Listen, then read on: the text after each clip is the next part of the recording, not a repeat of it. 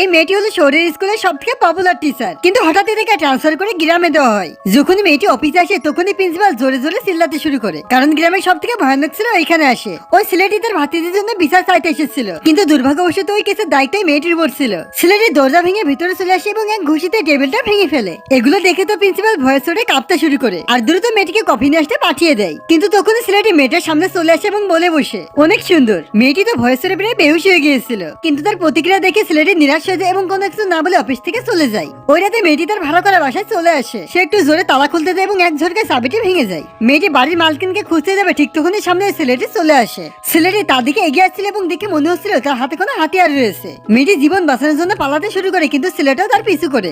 যখনই সে পুলিশকে কল করতে যাবে ঠিক তখনই পেছন থেকে কেউ ধরে ফেলে। মেয়েটি ঘুরে দেখতে পায় তার হাতে হাতিয়ার নয়, এক পিস চিকেন কাবাব ছিল। তাই মেয়েটি বাহানা মানিয়ে বলে, তোমার ট্যাটুটা দেখে আমার অনেক ভয় করে। এটি শুনে ছেলেটি এমন ভাবে তার হাত থেকে ট্যাটুটা খুলে ফেলে যেন তার হাতে কোনো কিছু ছিল না। আসলে এটা নকল ট্যাটু ছিল যেটা তার ভাতিজি তাকে দিয়েছিল। যখন সে জানতে পারে তালা ভেঙে গেছে তখন সে দরজার কাছে এগিয়ে আসে, কিন্তু মেয়েটা ঘাবড়ে তাকে থামিয়ে যায়, কারণ ভয় পাচ্ছিল যদি সে দরজাটি ভেঙে ফেলে। কিন্তু মেয়েটি এটা কখনো কল্পনাও করতে পারেনি। ছেলেটি দৌড়ে এসে একটি জাম দিয়ে দেওয়ালটা পার করে ফেলবে আর ভেতর থেকে দরজাটি খুলে তার কাছে এসে বলে, এই ঋণ তোমাকে পরিশোধ করতে হবে। কিন্তু যখনই তার মাথায় আসে কাবাবটা ঠান্ডা হয়ে যাচ্ছে, তখন সে কোনো কিছু না বলে এক দৌড়ে ওইখান থেকে চলে যায় এবং এটা দেখে মেয়েটা পুরোপুরি কনফিউজ হয়ে যায়। এই পরবর্তী পারে কি কি হয় সেটি দেখতে চাইলে ভিডিওটা লাইক করে চ্যানেলটিকে সাবস্ক্রাইব করো।